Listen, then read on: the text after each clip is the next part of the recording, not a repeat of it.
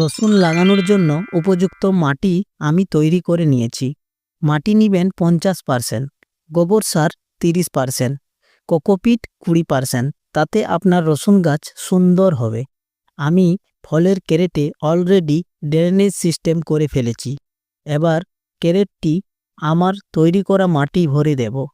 তারপরে জল দিয়ে মাটিটি ভিজিয়ে নেব। দেখুন, ঠিক আমার মতো ভিজিয়ে নেবেন। তারপরে বাজার থেকে কেনা রসুনগুলি লাগিয়ে দিচ্ছি।